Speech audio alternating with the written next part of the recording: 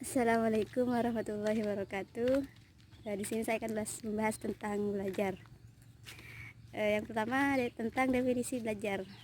Belajar menurut Tulisan Hakim yaitu proses perubahan dalam kepribadian yang nampak dalam perubahan kuantitas, kualitas dalam tingkah laku, kebiasaan dan pengetahuan. Sedangkan menurut Morgan dalam bukunya Introduction of Psychology, belajar ialah perubahan yang relatif menetap dalam tingkah laku karena adanya pengalaman atau latihan. Jadi belajar itu menyangkut perubahan dalam tingkah laku dan kepribadian. Perubahan yang berkaitan dengan pertumbuhan tidak termasuk dalam kategori belajar, seperti pertumbuhan fisik. Yang kedua, pembahasan tentang faktor belajar. Belajar sendiri itu ada faktor-faktor yang mempengaruhi. Ada dua faktor yang mempengaruhi belajar, yaitu internal dan eksternal. Faktor internal yaitu faktor yang berasal dari dalam diri individu. Ada dua hal yang termasuk dalam faktor internal, yaitu biologis dan psikologis. Biologis yaitu berkaitan dengan kondisi fisik atau jasmani, seperti beberapa hal yang menyangkut dalam jasmani atau biologis. Yang pertama, kondisi fisik normal, yaitu kondisi yang normal sejak dalam kandungan sampai sesudah kelahiran. Jadi kondisi fisik yang normal itu berpengaruh terhadap proses belajar. Artinya kondisi fisik yang normal tidak cacat. Yang kedua, kondisi kesehatan fisik. Kondisi fisik yang sehat atau fit, segar itu berdampak baik terhadap proses belajar. Kemudian bagian yang selanjutnya, psikologis. Psikologis berkaitan dengan kondisi mental seseorang. Kondisi mental yang stabil akan nampak dalam sikap mental yang positif. Misalkan seseorang itu ketika menemukan kesulitan dalam belajar, ia tidak mudah frustasi, akan terus berusaha dan tidak putus asa. Ada beberapa hal yang berkaitan dengan kondisi fisik, yang berkaitan dengan psikologis, faktor psikologis. Yang pertama, intelijensi. Intelijensi itu tingkat kecerdasan dasar seseorang. Seseorang yang memiliki tingkat kecerdasan dasar di bawah normal akan menemukan kesulitan dalam belajar. Tetapi perlu diingat bahwa faktor intelijensi bukan satu-satunya faktor dalam belajar, masih banyak faktor-faktor lain yang mempengaruhi. Yang kedua, kemauan.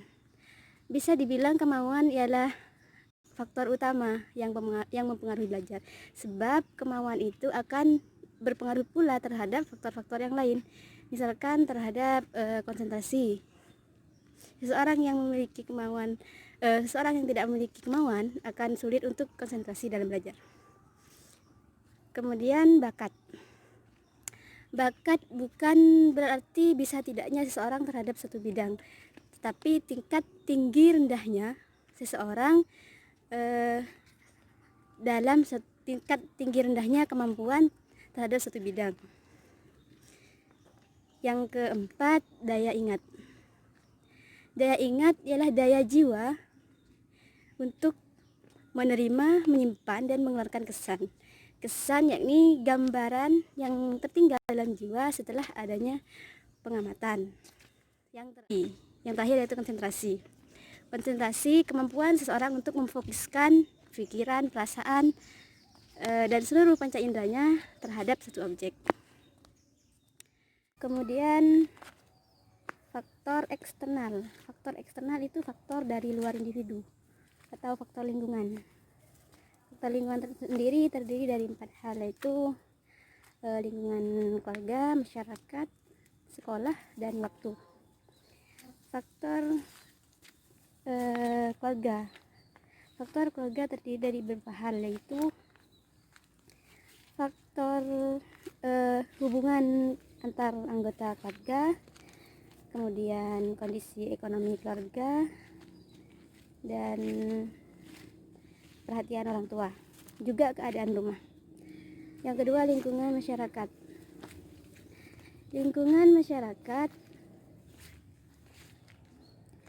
menyangkut lembaga-lembaga atau tempat-tempat di masyarakat, seperti lembaga kursus, majelis taklim, dan organisasi masyarakat. Lembaga-lembaga seperti ini berdampak positif terhadap belajar. Kemudian ada juga yang berdampak negatif seperti tempat-tempat hiburan, bioskop, diskotik, dan lain-lainnya. Namun ada juga tempat hiburan yang berdampak positif seperti tempat rekreasi, tempat wisata, itu berfungsi untuk merefresh otak. Yang terakhir, waktu berpengaruh terhadap belajar. Seseorang yang bisa atau mampu memanajemen waktu dengan baik akan memperoleh hasil belajar yang maksimal. Kemudian bagian ketiga, proses belajar. Menurut Jerome Bruner, proses belajar atau tahapan belajar itu ada 3, yaitu tahap informasi, transformasi, dan evaluasi. Informasi yaitu tahap penerimaan informasi. Kemudian yang kedua, transformasi, pengubahan bentuk materi menjadi bentuk konseptual sehingga dapat dimanfaatkan untuk hal yang lebih luas. Kemudian yang ketiga, tahap evaluasi. Tahap evaluasi itu tahap penilaian seberapa jauh informasi yang didapat itu mampu ditransformasikan untuk memahami atau memecahkan masalah. Terakhir, hubungan belajar dengan komunikasi. Pengertian dari komunikasi sendiri yaitu proses penyampaian gagasan, ide dari satu pihak ke pihak lain. Sedangkan pengertian belajar sebagaimana yang telah kita bahas sebelumnya yaitu perubahan karena adanya pengalaman atau latihan yang prosesnya terdiri dari informasi, transformasi, dan evaluasi. Hubungannya komunikasi dengan belajar ini yaitu pada tahapan belajar itu sendiri, yaitu tahapan informasi. Tahapan informasi itu tahap penyampaian pesan dari pengajar kepada pelajar. Sekian dari saya. Terima kasih. Assalamualaikum warahmatullahi wabarakatuh.